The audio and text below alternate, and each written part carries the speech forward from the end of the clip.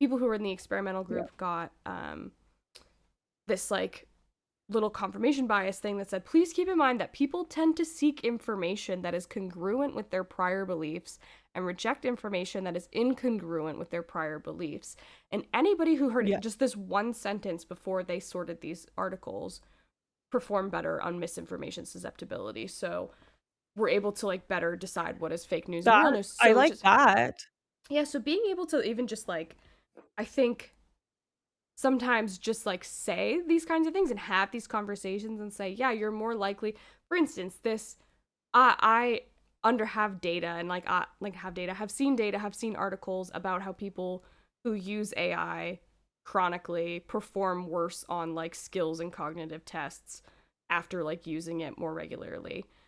And so for this, I'm like, I saw that article or saw this article about this testimony and was like, oh, well, that plays into this information that I already have that is like, Mhm. people who use AI or people who use technology are like getting dumber, quote unquote.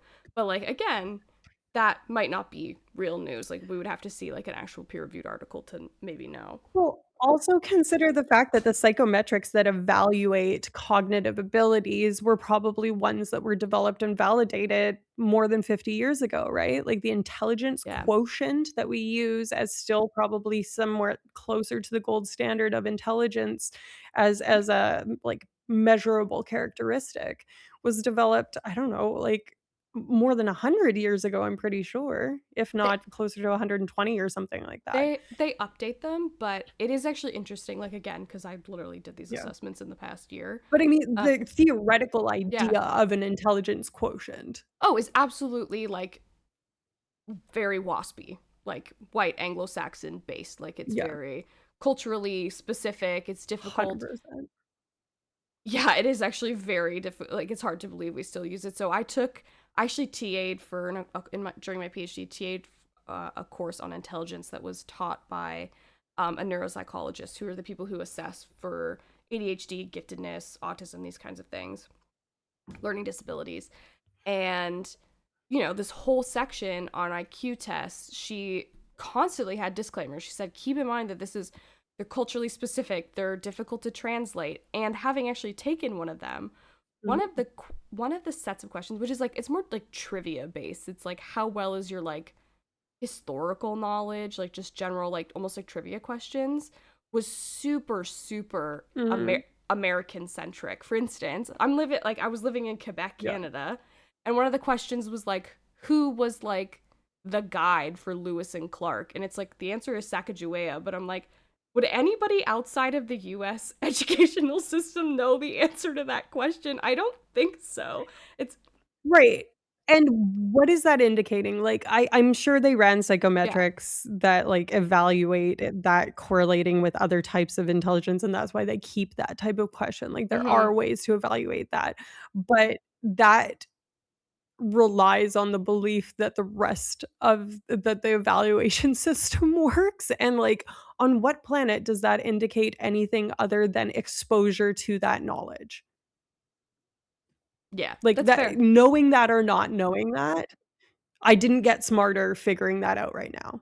I'm sure of it. I probably Yeah. got dumber just because, regression towards the mean. But Ay, ay, ay. yeah, I mean, I have a lot of problems with intelligence testing in general, Mhm. but I mean, it's yeah. I Yeah, guess it that's is. kind of off topic, but I it mean, no, doesn't really no, no, matter. no. It's fair. Like, there's certain skills that are tested, like verbal processing and stuff like that. So it is. They Mhm. people do as well as they can with the tools that they have, but I do think the system is like definitely biased and like very like culturally specific and hard to um we have like it would have to take like a lot of research and studies to change. And I feel like a lot of that is like basic science. It's hard to like find like significant clinical relevance for like changing like the IQ score, you know what I mean, or how it's processed. I guess maybe Well, and for for what?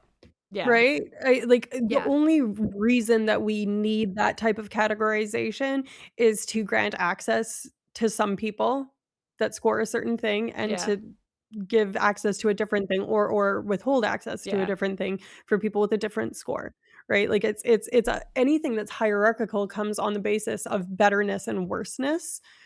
Mhm. So there it's not like a categorical thing. I know when I was in high school, there was like the dawn of this kind of styles of intelligence, like musical intelligence, physical intelligence, and it was all very like um felt a lot more aligned than just straight up IQ, and I remember a Mhm. lot of people kind of, like, adhering to that and being like, "I'm a visual learner," but there's no fucking data whatsoever to support any of these things. It's as dumb as left brain, right brain being, like, It's very creative, pop psychology. logical. Yes, yeah, yeah.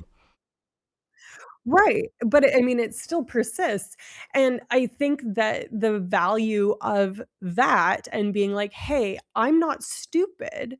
I just am a X type of learner," even though it's not data backed at all, it's completely debunked. Me, a scientist, would prefer that people identify themselves that way rather than categorize themselves on a hierarchy of I'm too stupid to understand that. Even inside and outside of academia, I have so many friends that are like, you're way smarter than me. And even though that is true because I'm very smart, it's not true. No, I'm kidding. Um, most of the people that I'm friends with, I don't cavort with idiots. Most of the people in my life are extraordinarily intelligent, including people that didn't even finish fucking high school.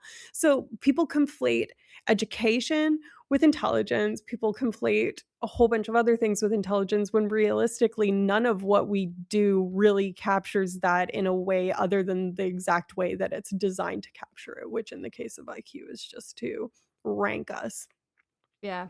That's that's super fair. I do think that, and I might someone might fuck on me for this because I do think that being more educated though, like maybe you're not smarter, but I think you learn better critical thinking skills because you're in school longer and Absolutely. therefore you Absolutely. gain skills that are relevant to kind of what we were already talking about is like being Yeah, able to discern political bullshit or not. And I think it's not, I think it is telling that like the left is more educated, right? Like you're exposed to different people, especially if you go to yeah, university, like you're exposed to people from different areas, different viewpoints, different worlds, perspectives. But then also, so you get this life experience, but then also like, your first year like gen ed English class, like you're gonna learn critical thinking skills and you're gonna learn like how do we I mean yeah. maybe not now because everybody's writing their essays with ChatGPT, but like at least at least in the years. Yeah, well, you're still exposed to your fellow students as long as Yeah. you're doing in-person school, which at the very least means that, like, the amount of people and worldliness that I was exposed to during all of my post-secondary training was vast. I think I've been friends with or exposed to or, been in the same classroom and conversation with people from at least half the countries on fucking Earth, which is a lot, maybe not half. I don't know if that's good math, but lots at the very least. Yeah.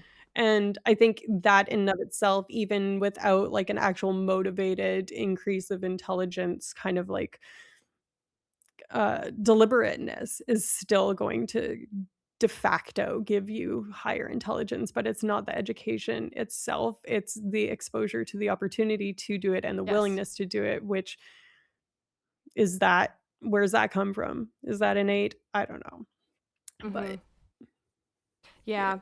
I was actually gonna speaking of like innate and stuff. This was something that I saw when I brought that finding about conservatives responding to like disgust stimuli, and a few of the articles that had like were able to find this were trying to say that this was like ingrained, like it's heritable, like like that disgust response, and I am a bit shook by that because I don't think like we know that neural networks are plastic. We know that you know if you don't use it, you lose it kind of thing. So it's like I think it's like that's much more of a nurture over a nature thing. But I wanted to hear your perspective because I thinking that like oh my disgust center lights up more being heritable. I think that's again I think it's more like it's a training thing. Like you've been exposed to more stimuli like that.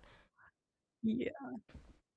It's hilarious that we're talking about nature versus nurture. I watched a talk in my lab meeting from a guest from another lab talking about whether or not instinct exists, like a natural, inborn, non-learned instinct. And his kind of thesis was that no, it doesn't. Everything is learned, even stuff that we think is like basic instincts, like feeding reflexes and stuff like that. But, anyways, I don't want to Mm, get off track.